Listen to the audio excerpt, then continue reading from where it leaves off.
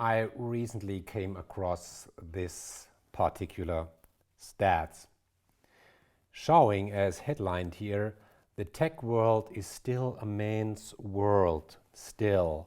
So you see, for instance, with Microsoft here, that in the total workforce you have only 27 female employees.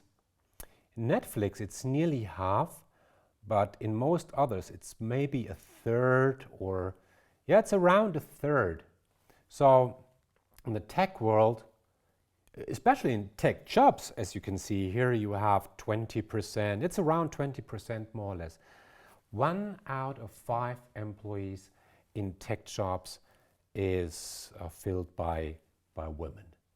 So some would say this is due to patriarchal oppression. Some would say, well, this is because women are educated this way. It's because of socialization. Some would say it's because women are discriminated in all those companies. I think all these ideas are more or less ridiculous or even crazy. What this leads us to is a topic which is, in my eyes, completely misunderstood. It's a topic about diversity. So when we think of diversity, we have to recognize something which is clear to every social scientist, really, but completely underestimated in the corporate debates or public debates.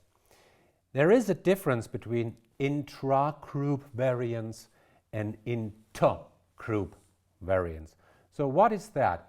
When you compare different groups, men, women, old people, young people, people maybe with different cultural backgrounds, whatever, you might find slight differences, indeed.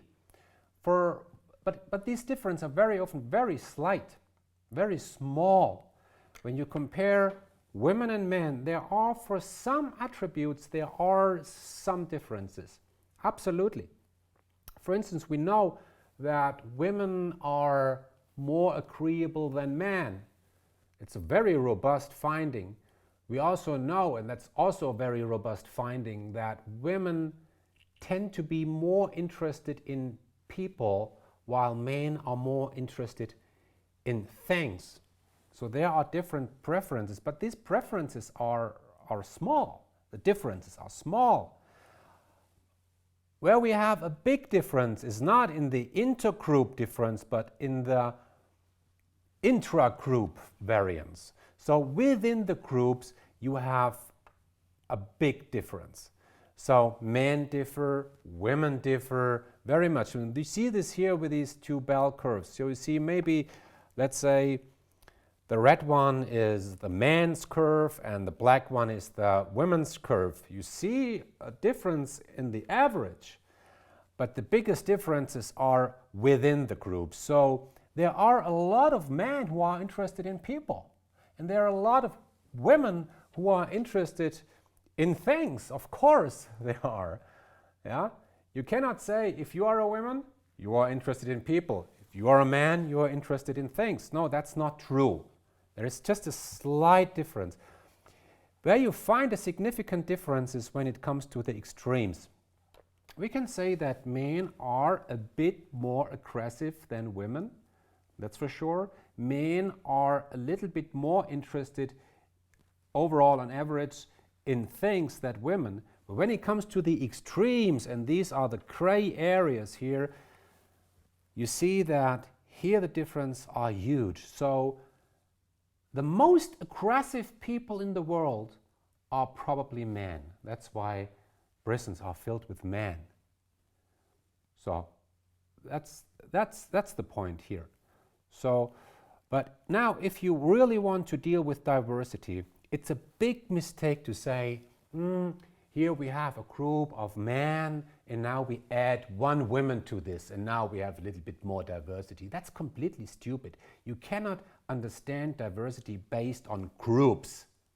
It's completely stupid just to combine different groups in certain ways and then to assume this is now diversity. No, people are diverse by nature.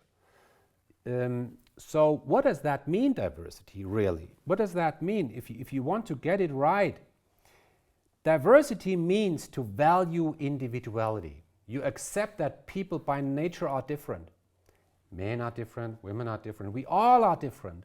And if you value individuality, then you have understood what diversity means. And I use this simple picture here. For many companies, we sometimes have very precise, very detailed requirements when we fill jobs.